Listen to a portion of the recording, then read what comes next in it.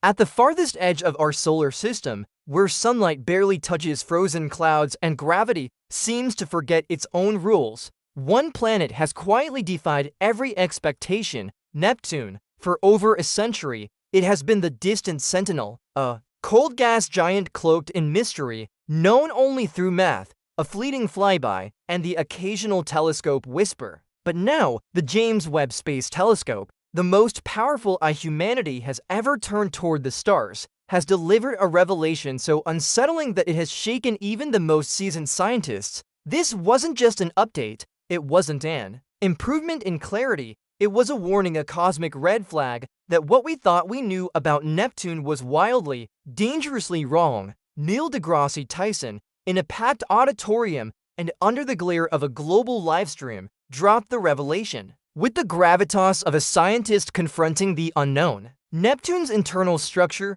its magnetic field, and even the very laws governing its orbit no longer align with Newtonian predictions. Something is off, and it's not just strange, it's terrifying. Because if Neptune, a planet we thought we understood, is hiding a secret so radical it rewrites planetary science, then what else is out there lurking beneath the veil of our assumptions? For years, astronomers tracked Neptune's orbit with robotic precision. Everything aligned until it didn't. New Webb data combined with Earth-based interferometric arrays revealed anomalies.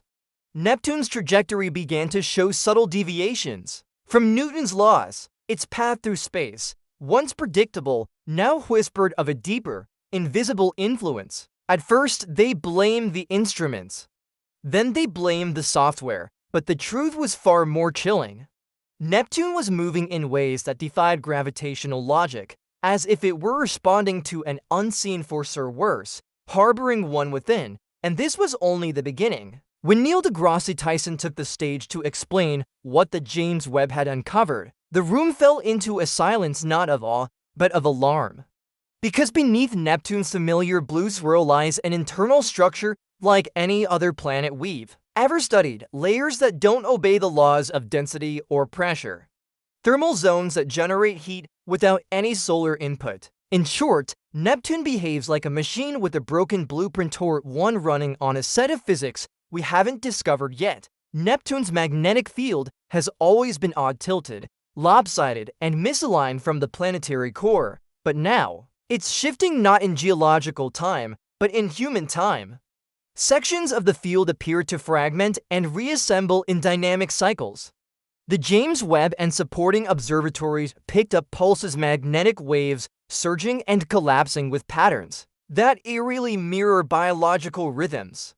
These aren't just magnetic glitches, they evolve, they pulse, they react. Some scientists have quietly begun to suggest that Neptune's magnetic field might not be generated by a typical metallic or conductive fluid core at all.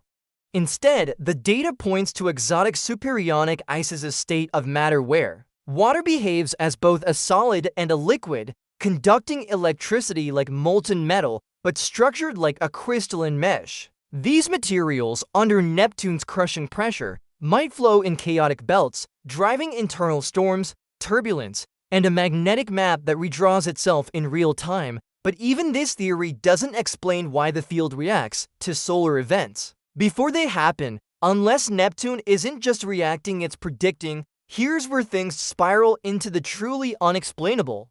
Neptune is cold. It should be cold. It's 30 times farther from the sun than Earth. But James Webb's thermal imaging found something impossible. Deep within the atmosphere, hidden beneath clouds of methane and ammonia, lie warm patches, pockets of heat, localized, persistent, and growing.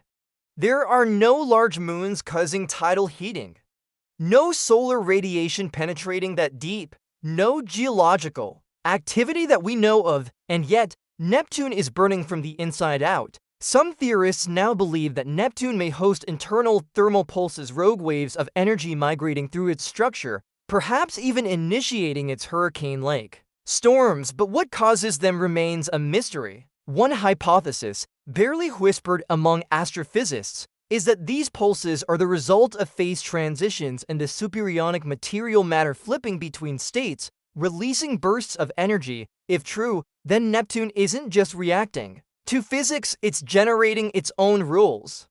A planet not in equilibrium, but in controlled chaos. Then came the data that stopped the world. From the heart of Neptune, buried in the static of radio emissions, scientists detected an irregular signal.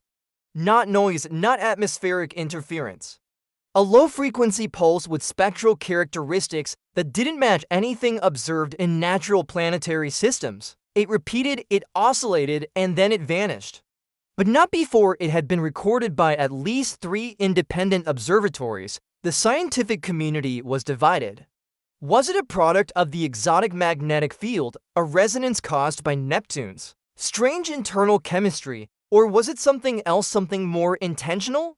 Some even pointed to the possibility that Neptune's structure, if it does include stratified cavities or pressure-bending pockets, might function like a resonant chamber natural amplifier, a signal booster, or worse, a transmitter. The idea that Neptune might be emitting a signal not as a side effect of physics but as part of its architecture shattered conventional models. Because a planet that resonates like that, intentionally or not, might be more than a planetary body.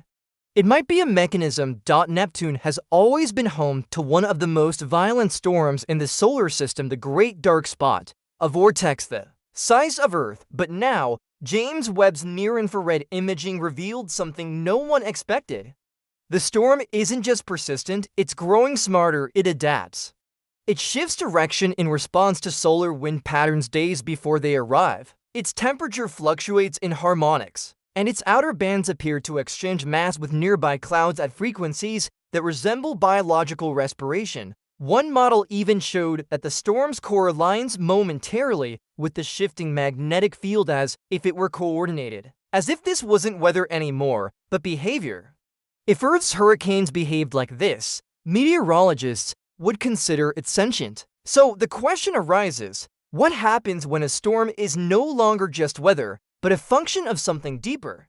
As Webb continued observing Neptune's atmospheric dynamics, a shocking geometric pattern began to emerge. At first, it was dismissed as data artifacts, but after weeks of comparison with past observations, it became undeniable.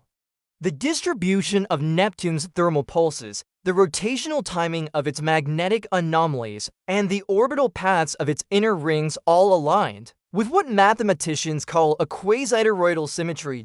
This isn't common. It's not random. It's the kind of structure found in engineered systems, particle accelerators, energy containment fields, even some theories of propulsion.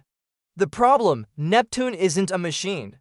Or at least it's not supposed to be. And yet, the more the data is analyzed, the more this pattern emerges, hinting that Neptune may be hiding an internal architecture, one that interacts with gravitational forces in ways that allow it to regulate its own orbit, its own chaos, and that begs a disturbing possibility. Was Neptune shaped by nature, or shaped by something else? Amid the chaos of magnetic storms and thermal anomalies, James Webb detected a small fluctuation in Neptune's narrow ring system.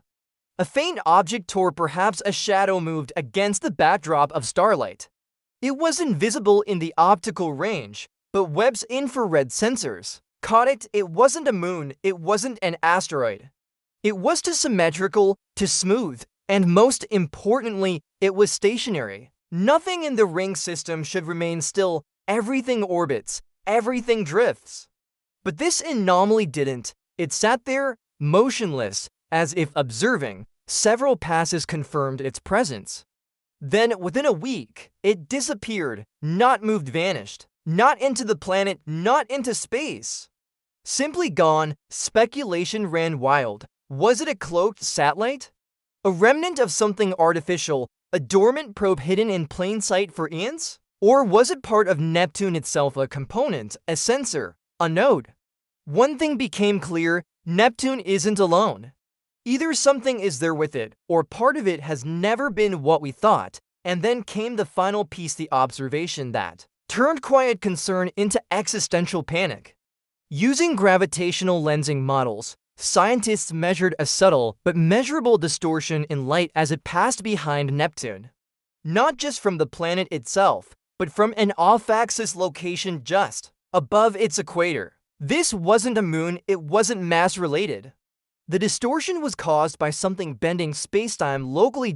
In short, an object or force is interacting with gravity in a way that mimics a micro-event horizon like a miniature black hole, or a gravity engine, something so advanced we don't have the math to describe it fully, but we can detect its fingerprints. The implications are devastating. If Neptune houses or hides something capable of warping space in this way, then it's not just a gas giant anymore.